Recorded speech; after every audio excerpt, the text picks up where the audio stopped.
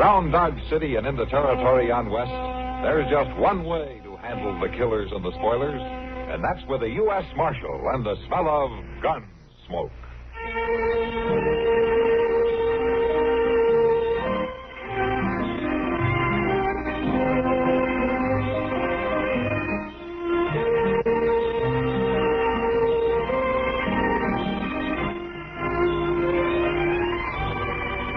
Gunsmoke, starring William Conrad. The story of the violence that moved west with young America.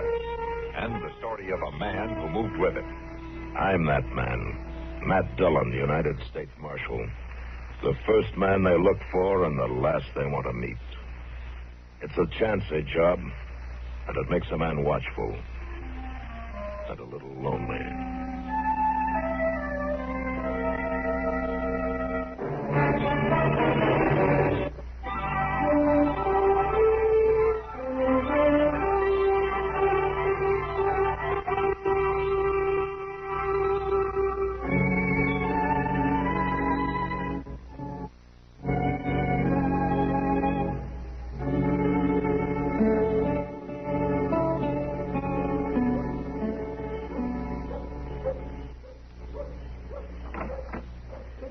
He's coming out now, Mr. Dillon. Yeah. This ain't going to be easy on her, Mr. Dillon. Facts are facts, Chester. There's nothing we can do to change them. Yes, sir, I know. Oh, good evening, Miss Gross. Oh, Marshal. Chester? Evening, ma'am. Fetched Marvin his supper, did you? Oh, yes. Land sakes, the hours the bank makes that poor boy work as a caution. He wouldn't hardly ever get no warm food if I didn't pack it down to him. How have you been, Marshal? Oh, fine, Miss Gross, just fine. That's good. Well, you gents have got things to do. Mighty nice to pass the word with you. Good night, ma'am. Good night. That's a doggone shame. She's a fine woman. Yeah. It's just going to break her heart. I don't like this any better than you do, Chester. But it just don't make sense. Why, Marvin Gross is as likable a young fellow you'd ever meet. Quiet, pleasant spoken. You never know. Wait outside here, will you? I want to talk to him alone. All right, sir. I'm sorry, the bank's closed. Oh, Marshal Dillon. Evening, Marvin. You working late again? It's sort of getting to be a habit. Mom just brought my supper. Like some coffee, Marshal? No, thanks. I don't really mind working late now and then. The other fellow's married and got a family, and I got nothing to do with myself evenings anyhow. You won't mind if I go ahead and eat, Marshal? No. Go ahead, Marvin. You wouldn't figure there'd be much bookwork in a bank like this, town the size of Dodge. But the doggone sure is. Well, there's a lot of business done around here. I guess it's all got to be kept straight, huh? Yeah, that's it, all right. Yeah. But it sure takes time and paperwork. Oh, by golly. Mom fixed me chicken and dumplings tonight. Sure you won't have some? No, thanks. Marvin, Mr. Bodkin was in to see me today. No? Well, I can say one thing about him. He's a fine man to work for. Well, he was explaining the system you use here with your gold reserve, how you keep the gold in the vault and issue banknotes against it. Yeah, it's a... Well, he tells me that ordinarily the gold's on bank examiner comes through. That's right. It just gathers dust the rest of the time. Well, yesterday, Mr. Bodkin took a notion to check it himself, Marvin. There's $20,000. What? He says that you're the only man in the bank who had any chance to take it. No, Marshal. There must be some mistake. Well, I said the same thing, but Mr. Bodkin was pretty convinced. I got a warrant here, Marvin. You're under arrest for grand larceny. No. It's all wrong. No. Don't be a fool, Marvin. Give me that gun. Drop it. Drop it.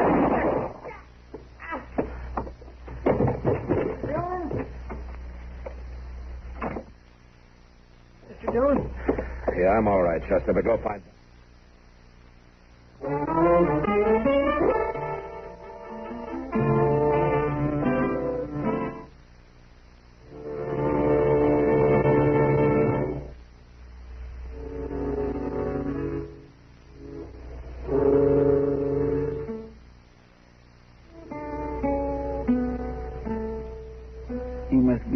bad shape, Mr. Dillon. Doc's been in there pretty near half hour. Well, I guess a bank is the best operating room in the world. Marshal, when he grabbed that gun out of the drawer, was he trying to shoot you or himself? I don't know, Mr. Vodkin. I'm not sure that he knew. He was caught off guard, and he acted without even stopping to think. You think somebody ought to go tell his mother, Mr. Dillon? Now, Doc said to wait. He's got a tough job to do, and he figures that Miss Gross being here to... Yeah, she's a fine woman. Wait till that boy hands his foot. There's going to be a terrible shot to her. Yeah. For her sake, I hated to bring charges against Marvin, but there just wasn't any choice. Mr. Vodkin, is there any chance at all that, somebody else could have taken the gold out of the vault? We went over all that when I signed the warrant. Yeah, I know we did. The bullion was inside the vault. The other teller, Oscar Greeley, has access to the vault, but only Marvin and the combination of the safe. There's an explanation, but there just isn't. No, I guess not. This thing is just as unbelievable to me as it is to you, Marshal. My boy's been with the bank for 2 years now, and I thought I knew him. Trusted him completely. Well, anybody would have, Mr. Botkin. Quiet fellow like him, not gambling or hanging around the saloon, just living at home with his ma. Well, gentlemen. Oh, good. Good. I said the job's done. I got the bullet out. The boy's dead, though. Dead? He didn't have a chance. No. Did you say anything, Doc? Not a word. He didn't even come to. Mm-hmm. All right, Chester, let's get to work. Well, it appears to me the job's over, Mr. Dillon. There's $20,000 worth of gold still missing. Where somebody's got to tell his mother.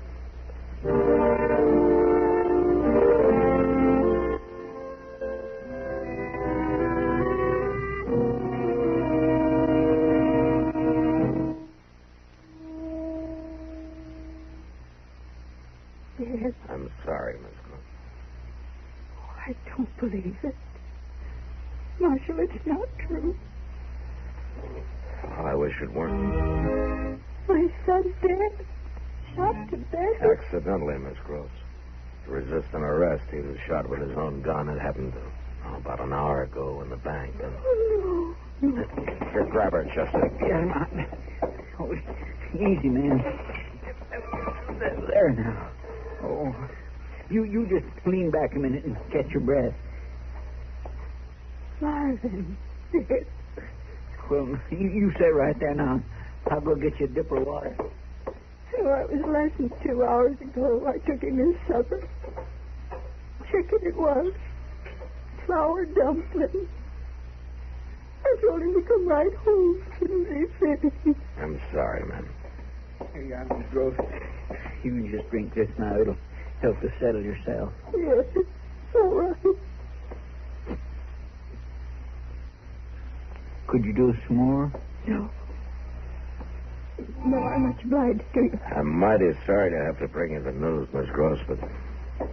Well, what's done is done, and, turning away from it won't change anything. You said Marvin was shot, resisting arrest. Yes, ma'am. Well, arrest for what? What had he done? Well, that's the second thing I hate telling you. Well, my son never committed a crime in his life, Marshal. I'm afraid he did, Miss Gross. There's $20,000 in gold missing from the bank vault. Marvin's the only one who could have taken it. Oh, it's a lie. Well, if it were, there'd have been no reason for Marvin trying to resist arrest now, would there? Well, I've always known everything he thought or done. He told me everything. I didn't know that he'd done anything like that. Maybe this was the one thing he didn't tell you. Did he say he'd done it? No, ma'am. Well, did you catch him with it? Did anybody see him take it? No, ma'am, nobody saw him. Now, we haven't found the gold, but Well, then I say it again. It's a lie. Look, Miss Gross, I hate to do this, but we're going to have to search your house. He's bound to have hidden it somewhere. All right, Marshal, search it. Tear out the walls and dig up the floor if you want. But you won't find nothing because there's nothing to find. I know my son. I know my son. Yes, ma'am. All right, Chester, let's get at it.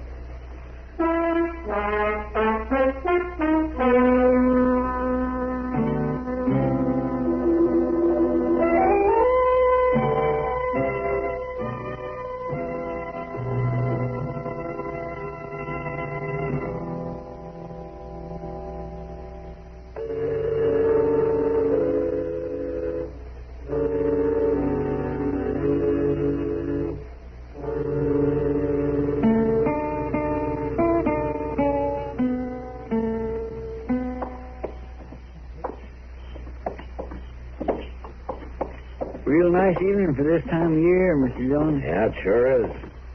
It's going to be an early spring. I seen a whole passel of meadowlarks this morning out south of town. Oh, they probably wintered here. Oh, sure, there's too doggone many of them, too. Oh. Here comes Miss Gross. Let's go across the street. You can't dodge trouble by running from it, Chester. Well, I know, but the way she feels about things... Marshal. Oh, doggone it, she's sauce. Good evening, Miss Gross. Oh, I'm glad I run into you, Marshal. I was aiming to come by your office. Oh? You found out yet who robbed the bank? No, ma'am. You found the money yet? No, not yet. 2 weeks now. My son laying out there on Boot Hill. Branded criminal. But not one bit of proof to back it up. Well, I've followed up every possibility I could think of, ma'am, but every single one of them's come to nothing. But you keep trying. Sure I will. I'll keep trying. I reckon I knowed you would. It ain't you I blame, Marshal. You only done your duty. You got an honest reputation. Thank you, ma'am. But I'll never forgive Mr. Botkin, never in this life. He knowed my boy. He knowed he wasn't that kind, but he went ahead and swore to that warrant. He caused Marvin's death just like he pulled that trigger himself. Now, Miss Gross, No, that's not... I ain't going to talk about it no more. I already talked myself out and cried myself out. I'm on my way to the depot, Marshal. I was coming around to tell you goodbye. I'm leaving on the 11 o'clock train. Oh, you I'm are? going back east to my kinfolk for a while. But I'll be back in a few months. Right now, there's just too many things in this town to remind me of my boy. Yes. Well, I wish you a good trip, Miss Gross. Marshal, I want my boy's name cleared, and I'll never rest till it's done. I know that. It will be. You'll see. Well, I hope you're right. And, you take good care of yourself, huh? Oh, I will. Goodbye, Marshal. Chester? Goodbye. ma'am. My, she just won't give up, will she? Ah, she's his mother, Chester. And even closer than most. For Marvin wouldn't hardly take a breath without her say so. Yeah, I know. Well, hey, how'd you like to have a drink, huh? Well, I'm buying. Come on. Well, now, I thank you.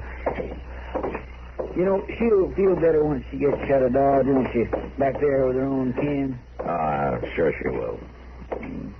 Miss Gross is a fine old lady. It's just too bad. Yeah. My goodness. Quite a crowd in the old Long Branch tonight. Over here, Mac. Come on over here and join us. And there's Doc and Mr. Botkin. You want to join him? The walls and dig up the floor if you want. But you won't. Would you pardon me, please? Hello, Ma. Good to see you. Hello, Kitty. Can I get you something? Yeah, as a matter of fact, you can. The usual, if you don't mind. The same for me, Miss Kitty. We'll be over at the table there with Doc. All right, fine. I'll join you. Good. Pull up a chair, Mac. Chester. Join us solid, respectable citizens for a change. Well, there's some who would agree with you, Doc. How are you, Mr. Botkin? Fine, Marshal. Can I buy you a drink? Well, I got one coming, thanks. Oh, I just saw Miss Gross outside. She tells me she's going back east. Well, I can't say I'm sorry to hear it. For some reason, she seems to blame me for what her son did. Yeah. As a matter of fact, she just suggested that maybe you'd rob the bank yourself. You search my house, Marshal. You surely don't. No, of course not. She was just talking out her hurt. Well, she knows there's no sense to it. Well, I hope you don't put any stock in anything she said. Oh, I don't. The boy was guilty. His whole reaction going for that gun and all. Well, it showed he was. She just won't accept the fact, that's all. Well, a mother's relation to her son gets to be a funny kind of a thing sometimes. Especially when it's as close as that one was. Yes, I've thought time and again how odd it was that boy kept himself so much. Well, she never gave him a chance to get out and mix, to grow. She ran his whole life for him, 24 hours a day. Well, he must have found some time, Doc. He thought up that robbery and then carried it out. Well, that's true, but I got a theory about that man. I think he did it to hit back at her, sort of.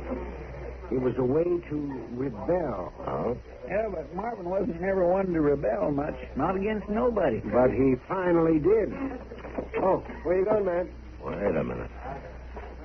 Maybe he didn't rebel, Doc. What time have you got? Well, let me see here. It's 10:38, according to my gold watching chain. 10:38. Chester. Yeah, well, here, I got a drink order. Later. Come on.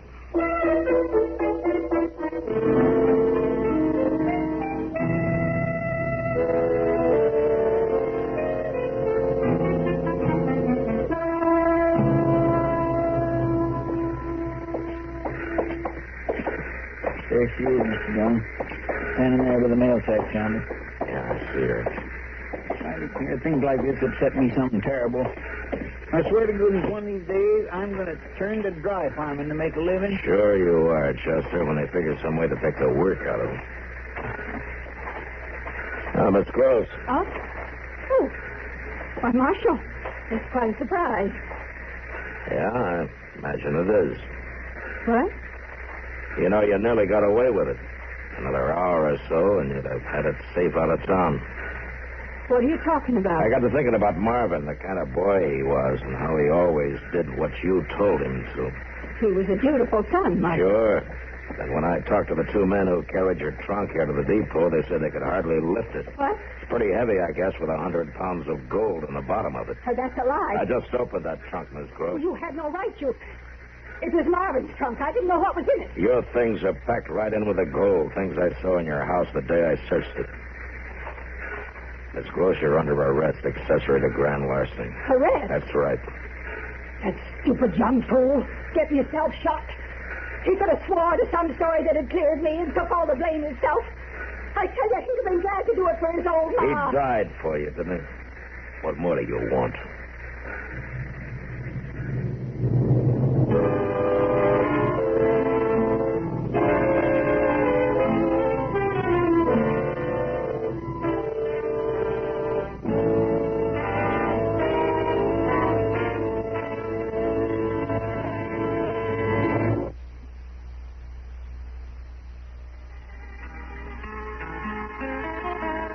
Remember, listen again next week for another transcribed story of the Western frontier when Marshal Matt Dillon, Chester Proudfoot, Doc, and Kitty, together with all the other hard-living citizens of Dodge, will be with you once more.